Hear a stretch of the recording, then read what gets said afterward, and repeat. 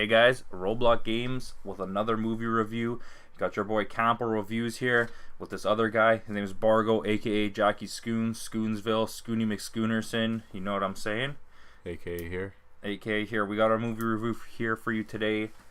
Deadpool Dos Equis, the Mexican version. Los Pool de Mort. Doge. Are you ready? For this? Tell them how it goes, Steve. Goes a little like this. Some funny shit went down. Oh yeah, well, you gotta talk a little louder than that though, probably. Some funny shits went down. He just told you guys what went down twice. That's how good it went down. Yeah. So, Deadpool 2, let's talk about it. So, Deadpool 2 is a movie. It came out with Deadpool. Ryan Reynolds. Sequel. I'm not a huge fan of the first movie. Like, okay, yeah, it was funny and it was a good watch. I'm not going to say no, but was it like top 10 greatest superhero movies ever? No, it might barely crack the top 20. I enjoyed it. I know you like 2. I mean 1. Yeah. So So let's talk about 2 here. This is going to be full spoilers, so if you guys don't like this, then fuck off. agreed. So let's just get right into it. Immediately right off the bat, was this better or worse than the first movie? Storyline / like actual movie, yeah. Comedy, way better. Like, Okay, so what you just said made absolutely no sense. So let's just do that all over again for them, maybe? like You meant storyline wise, no, it wasn't better, yeah. but comedy wise, it was way better. yeah, I got to agree. This movie was like a really good comedy. Like, this worked as a comedy very well. This is easily at this point in the top 3 comedies of the year, right with Blockers and Game Night.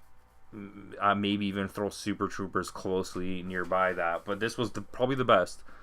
And it's very funny, but story-wise, like, it's lacking a lot. Yeah, it was a little lame. Like, to the point where when it got closer to the ending, I liked. Yeah. I liked where it went, but closer towards the ending, like the last like half an hour, I didn't even care what was happening. I was just so into, like, we had a few, like, you know, adult beverages, more, like maybe like 10 or 11, and yeah, I laughed my ass off for the whole movie almost, but especially with all the references they had, like the DC one and that, but like overall, I don't, like, I didn't care what was happening at all. Like, not at all. This was more like in a similar way to the Avengers movie, where I felt like it was just a huge trailer for what's coming next. That's how this movie felt. Like, it was just a spacer movie to show you that, oh, we're gonna get X-Force or whatever's coming next. And I really like the chemistry between the team. Like, I think that's gonna be like, They were getting to it. like at the end, how you seen, spoilers obviously, when they walk away, the Negasonic Teenage Warhead and her lover, or whatever her name was, Yagasaki. What was it? I don't know. What was the card game? Uno. Yu-Gi-Oh! That's what I swear her name was Yu-Gi-Oh! I don't know. Anyways, but yeah, that team, I really liked that, what they had together. Like, when Colossus went full Mother Russia on those bitches, like, Yeah. That was sick. and Juggernaut was dope. He's badass. But, like, okay, let's start at the beginning. So, I'm gonna be honest, and like the first like 10 minutes, 15 minutes of the movie was like whack as fuck. Yeah, but like I guess like they kind of did like a before or after kind of thing at the beginning. Like, in the end, what happens in the beginning works out for you, but in the beginning, while it's happening, you're just like, why is this? Yeah, like this doesn't mean anything to me. And I don't know. I really like Domino. Domino was awesome. I hate how the whole, like, you get this is what thing. If you haven't seen this movie yet, like I said, obviously stop listening to this. They show you in the trailers how all this team comes together and all their fighting moments. Watch the trailer again, because I know you already don't remember this, but it shows you all those guys, Terry Crews, everybody fighting, like a huge fight scene in the city. And when you actually watch the movie, it was all bullshit. They all die like within the first 10 seconds. They didn't even land. And that was funny, but like I wanted to see the team for at least a little bit. But if you notice, when he's at the end of the movie, when he gets returned, Deadpool gets turned back in time to help. Like I guess he gets a chance to redo like some shit, right? And the only thing he does is save Peter, and he lets everybody else still die. Because he liked Peter. And I don't know, that was hilarious. Domino was awesome though. I really like her, and I at first I didn't like the casting, mostly because I just didn't know who the hell Zazie Beetz was that plays her. But that girl was actually awesome. Yeah, she was good. And like she has like the best moment in the whole movie when she first lands and like everything's like flipping over and like exploding. By the way, the CGI in this movie is not good. That looked so bad, but it was just the scene was super cool. Yeah, but it was just the graphics were not good. Yeah, the ending fighting scene was good. It's like I like how his universe has expanded, where it's not just him and Colossus and Negasonic Teenage Warhead, but I would have liked to see more other people make cameos. Like I would have liked to have seen, I would have liked to see a couple of X-Men while he's in the house, like maybe just walking by or something. Be like, who the hell is this guy? The Beast was there. Oh, that's true. They were all kind of there in that room. Yeah, that was actually Flash was in there. Oh, Quicksilver. Quicksilver. This guy says the Flash, but I get it. That's the first thing that came to me. Yeah, that was actually cool. But immediately, let me tell you something. The funniest part of it was immediately when that happened, I reached like for a converter, like as if I was gonna be able to rewind it. Because like when you're in VIP, you just feel like you're at home. So I was like, oh, I want to rewind this part, and then I was like, oh shit, I can't.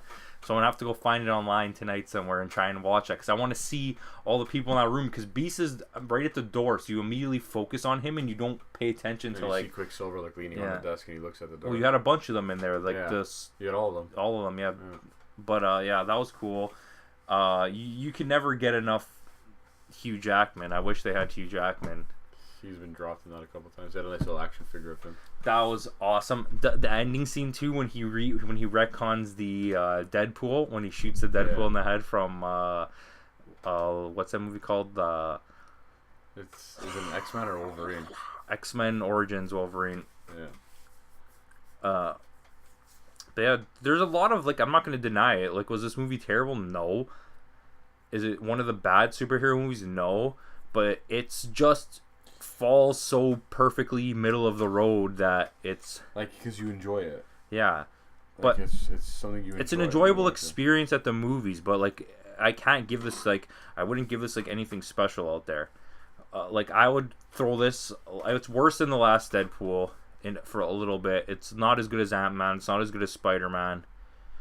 It's not as good as Guardians 2. It's somewhere just like right in the middle. It's like Avengers Age of Ultron quality. Like, I don't know. Did I have an enjoyable experience? Yeah. But, I mean, like, realistically, the jokes land. Yeah, like for the whole movie. Prison wallet? His prison wallet. That's his butthole. That pen came in handy, though.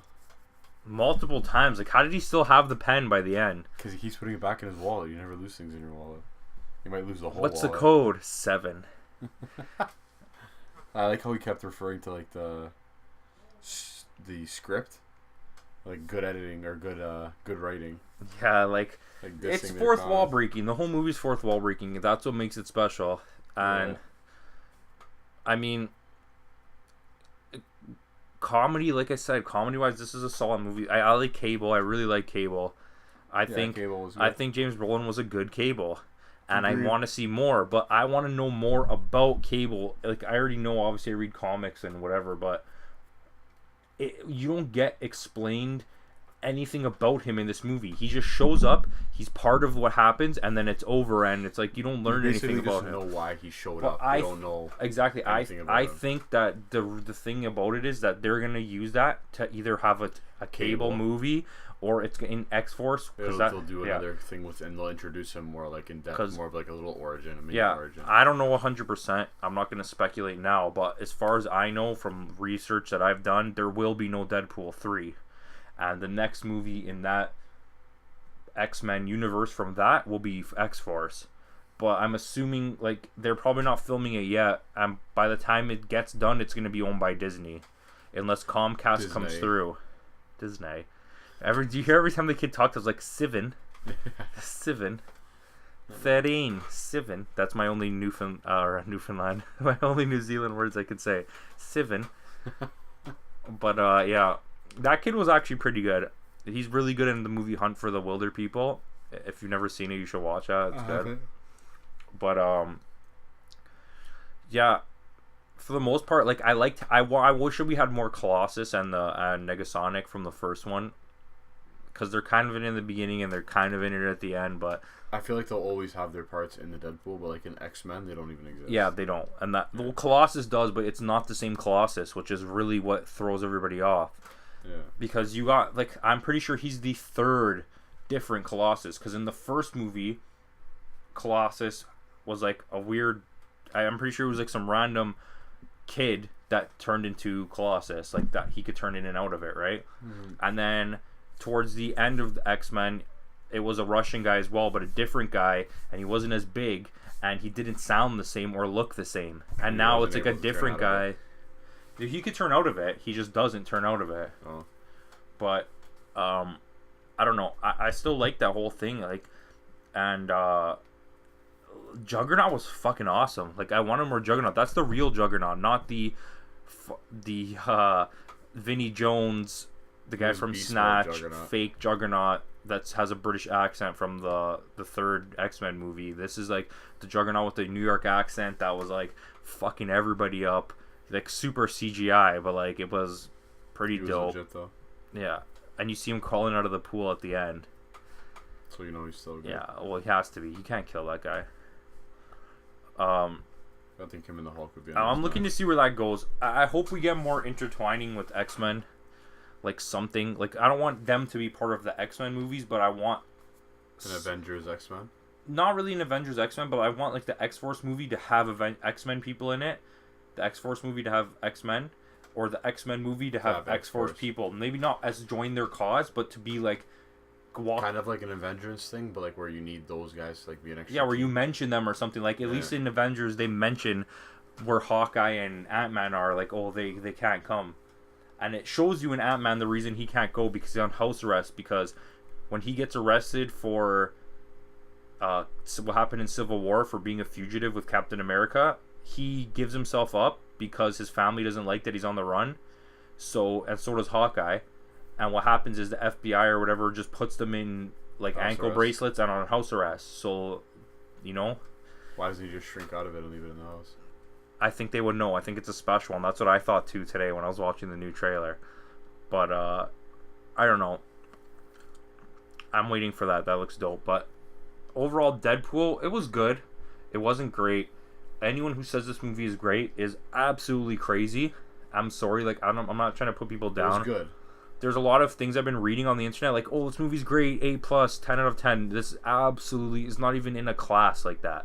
This is not even in a class of like the good movies, let alone the great superhero movies. The only reason I say it's good is because I enjoyed the comedy more than I enjoyed what was actually going on. I can have a great time watching this, but I can never say, oh, this belongs somewhere special.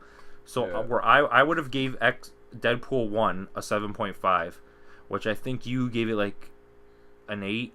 Maybe. It was something higher. You liked it a lot more than I did. Deadpool 1, yeah. But, okay, so as far as this movie goes, what would you rate this? 7.2. 7.2? Yeah. I would give it like 7.25, I think. Yeah. It was good. It was definitely above 7. 7 is my point of like a movie being like better than average.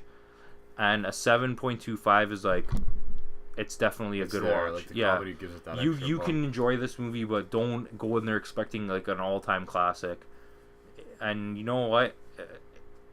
I appreciate what they did. Like, the humor is the way that they pick at everything, the DC universe, everything that he did, the X-Men, the way he rips apart Wolverine all the time.